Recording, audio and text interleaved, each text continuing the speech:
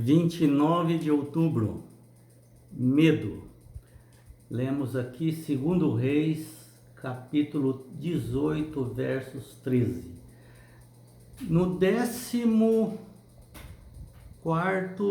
ano 14º do rei Ezequias, subiu Senaqueribe, rei da Síria, contra todas as cidades fortificadas de Judá e as tomou.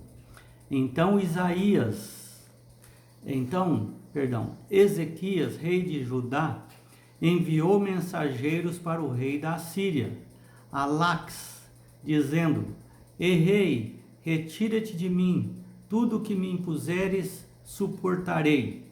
Então o rei da Síria impôs a Ezequias, rei de Judá, 300 talentos de prata e 30 talentos de ouro.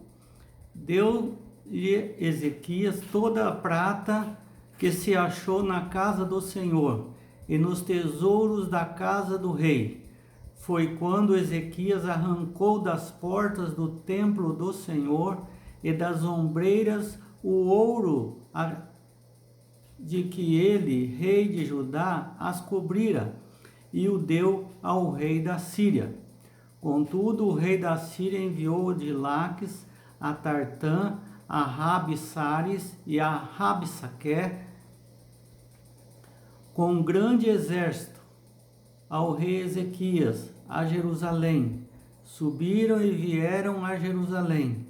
Tendo eles subido e chegado, pararam na extremidade do aqueduto do açude superior, junto ao caminho do campo do lavandeiro. Tendo eles chegado o rei, saíram-lhe ao encontro Eliaquim, filho de Hilquias, o mordomo, Sebna, o escrivão, Joá, filho de Assabe, o cronista. E Rabsaque lhes disse: Dizei a Ezequias, assim diz o sumo rei, o rei da Síria: que confiança é essa em que te estribas? Bem posso dizer-te que teu conselho e poder para a guerra não passam de vãs palavras, em quem, pois, agora confias para que te rebeles contra mim? Confias no Egito? Mas se dizei, confiamos no Senhor nosso Deus, não é aquele cujos altos e altares Ezequias removeu, dizendo a Judá e a Jerusalém, perante esse altar adorareis em Jerusalém? Ora, pois empenha-te com meu senhor rei da Síria, e dar-te-ei 2.000 cavalos, se de tua parte achares cavaleiros para montar. Então disseram Eliaquim, filho de Hilquias: rogamos-te que falas em aramaico aos teus servos, porque o entendemos, e não fales em judaico aos ouvidos do povo que está sobre as muralhas. Mas Rabsaque lhes respondeu: mandou-me acaso o meu senhor para dizer-te essas palavras a ti somente e a teu senhor, e não antes aos homens que estão sentados sobre as muralhas, para que comam convosco o seu próprio excremento e bebam a sua própria urina?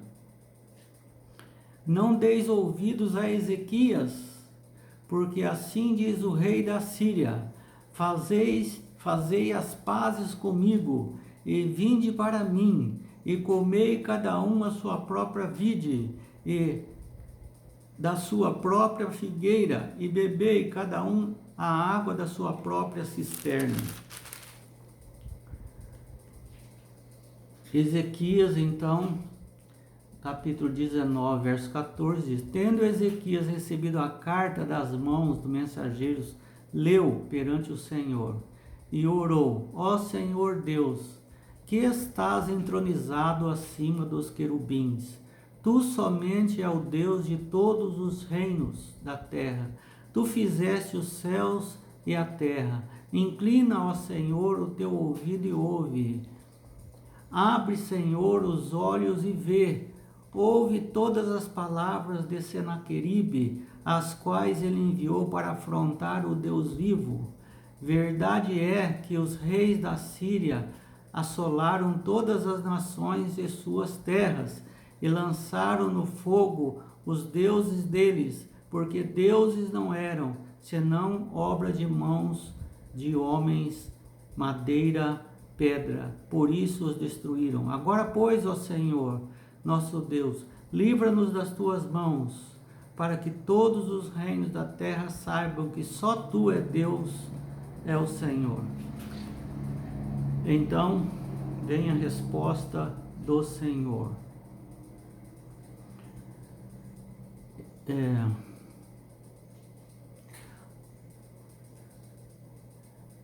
19:22. Mas eu conheço o teu assentar e o teu sair, o teu entrar e o teu furor contra mim, falou Deus para Senaqueribe. Por causa do teu furor contra mim e porque da tua arrogância subiu até os meus ouvidos, e que porei o meu anzol no teu nariz e o meu freio na tua boca. O que escapou da casa de Judá e ficou de restante, tornará lançar raízes para baixo e dará frutos para cima. E continuou aqui no verso 36. Então naquela mesma noite saiu o anjo do Senhor e feriu o arraial dos assírios, 185.000, e quando se levantaram os restantes pela manhã, eis que todos estes eram cadáveres. Retirou-se, pois, Senaqueribe, rei da Síria, e se foi, e voltou, e ficou em Nínive. Sucedeu que, estando ele a adorar na casa de Nimrod, seu Deus, Adrameleque e Sarezer, seus filhos, o feriram a espada e fugiram para a terra de Ararat. E seu filho reinou no seu lugar. Bom, a gente leu tudo isso aqui para mostrar que Jonas provavelmente tinha esse medo de atender à voz de Deus, de ir até Nínive para pregar. Nínive era a capital dos assírios. Veja que era o centro principal. Veja que era uma cidade grande. Só de soldados que morreram aqui nessa guerra, 185.000 soldados. Imagine que ficaram muitos soldados para proteger a cidade, mulheres, jovens, velhos, crianças, possivelmente chegando a quase 500.000 pessoas em Nínive. Então, era uma cidade, uma das maiores cidades que tinha na época, e eram terríveis. E você vê as palavras aí do comandante falando para o rei Ezequias. Uma arrogância muito grande. Então, outros versos que ajudam a esclarecer o porquê talvez Jonas teve medo, nós vemos aqui em Naum 1:1, sentença contra Nínive. Deus mandou uma sentença contra Nínive, que é uma cidade sanguinária, cheia de mentiras, roubos, grande prostituição. E o rei da Síria havia transportado todas as pessoas de Israel para a cidade da Média Persa, né? Da Média. E também nós vimos a oração de Ezequias, pedindo socorro para o Senhor. E Deus respondendo: eles não entrarão nessa cidade. Vocês só fiquem olhando, porque da maneira com que eles entraram, eles vão, o que eles viram, eles vão voltar. E Deus mandou um anjo que feriu 185 mil, e o restante foi embora. E o rei, que estava na cidade da Síria, depois foi morto pelos seus próprios filhos. Possivelmente, uma das razões pelas quais Jonas não estava disposto a ir a Nínive era o medo.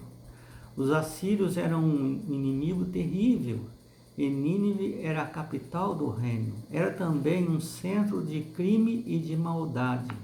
O profeta Naum comparou Nínive a um leão cruel devorador, sobre quem interroga o profeta: não passou continuamente a tua maldade? Nínive era magnífica. Senaqueribe expandiu grandemente a cidade, incluindo a construção do enorme palácio sudoeste, que media 503 metros de altura e 242 metros de largura, com 80 cômodos. Ele também construiu 18 canais para trazer água para a cidade, de 65 quilômetros de distância. O tamanho da cidade era assustadora. Senaqueribe se vangloriou de haver enchido as ruas com os cadáveres dos seus habitantes, dos israelitas, dos judeus, jovens e velhos. Eram as pessoas com as quais ninguém gostaria de encontrar. Várias vezes Israel, Judá, haviam guerreado ali, se defendido, tentado se defender da Síria, e foram destruídos, foram transportados para outro lugar, foram arrasados diversas vezes. Ao se imaginar andando entre as massas populares em Nínive, Jonas deve ter tremido de medo. Ele deixou que o medo o impedisse de cumprir as instruções divinas. Ou seja, como nós às vezes, permitimos que o medo nos controle. Você já sentiu fortemente que Deus o estava instruindo a fazer algo, mas por medo você não queria fazer? O que você aprendeu com essa experiência?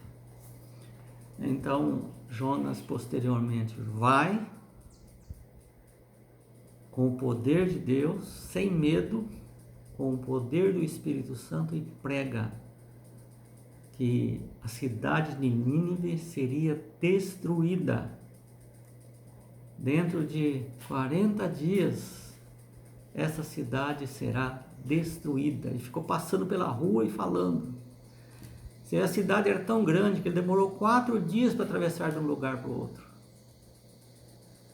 E ele falava, e o povo se arrependeu, o rei se arrependeu, e Deus perdoou todos eles.